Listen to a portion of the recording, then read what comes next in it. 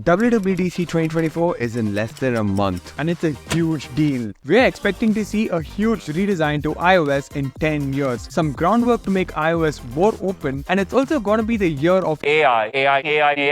For Apple, 2024 is already shaping up to be the year of AI. We have a lot of phones and gadgets that do AI stuff, and it's time Apple steps in to do what they always do, to perfect them or ruin them. Wow. But how is Apple gonna do all of this? Well, I've been looking into this stuff for a long time, and the clues are already out there. Let's start with iOS 18. It's safe to say we've been having the same old iOS since iOS 7. Nothing has changed for the most part. We have the same icons, the same style of UI elements, but Apple has quietly been preparing us for a big change, because I'm pretty sure they don't want that iOS 6 to 7 fiasco again. iOS 11 brought us a dynamic UI layout where the interactions felt like they followed our actions a lot. 3 years later, iOS 14 brought us widgets. This was a big change because this is the first time we got some kind of customization in iOS. Everyone finally had a choice on how their home screen looked, and it also allowed you to have custom icons. This was pretty hidden and it's still very convenient to set up. But I know a lot of people in my life who customized their iOS home screen icons. But the big visual redesign came with iOS 16, where we got customizable lock screens. This is the biggest change iOS has gotten in years. And it's safe to say Apple has slowly been upgrading iOS over the years. But before I get to any of it, there have been 3 evolutions in the design space over the last 30 years. When people first got tech, it was a very new experience and they had no idea how to use it. The solution for it was to reflect real-life objects in the user interface so they don't feel confused using tech. This is called skeuomorphism, and every operating system in the early 2000s had this core concept. One of the best examples of skeuomorphism is the save button, which looks like a floppy. But as time went on, everyone started using tech and were familiar with how tech works. So we had a big shift in user interface with flat design. iOS 7 is the greatest example of this. They stripped out every realistic element of iOS and made it look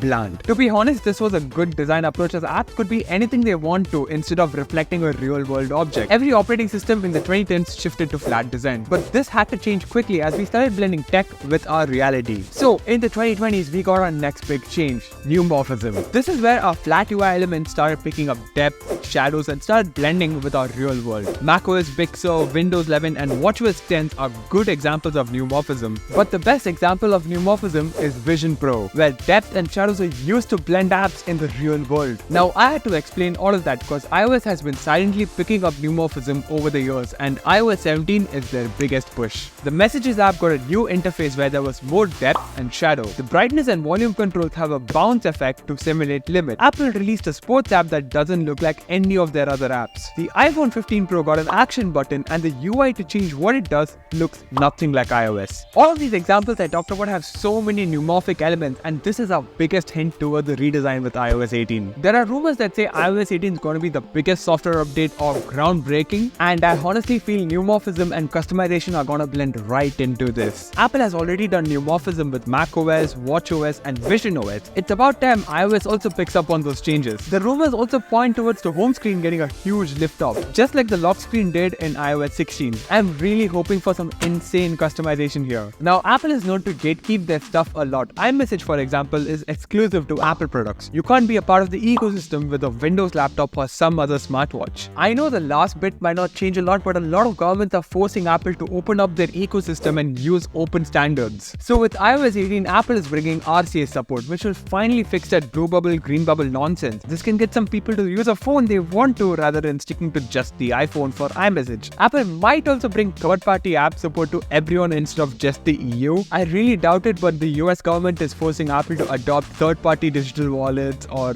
super apps, so it might happen. I will touch upon this topic on another video, and a sub to this channel will be a great move. We are on the race to hit 100k subs by the end of this year, so make that happen. But the next set of features focus heavily on AI, because the whole tech space is now shifting its focus towards AI. But AI is already there in iOS. Siri, for example, describes images from a message. The keyboard on iOS 17 uses a generative model to learn what you type. Your iPhone can explain you confusing laundry symbols on clothes tags, or how iOS literally learns your voice and speaks just like you. These are all big AI features, but Apple never calls them AI features. Instead, they talk about them in layman words like Now leverages a transformer language model, or brings to life leading capabilities in video and image processing. Now, most of these AI features are very simple, but a huge focus has been given given to generative AI over the last 6 months. And that's what Apple's gonna push hard this year. Siri could finally get smarter with all of this because it's been dumb since day one. They've been improving it, but it's nowhere close to Google Assistant. They probably would allow Siri to generate images or make an essay. Simple generative AI stuff which will probably come to every iPhone that supports iOS 18, which I expect to be the same as iOS 17 because every iPhone that supports iOS 17 has a neural engine. I'm pretty sure they're building some exclusive AI features for the iPhone 16 because they would probably have some beefy AI hardware for it.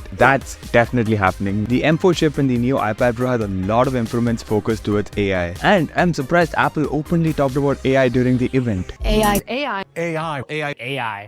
Like, what?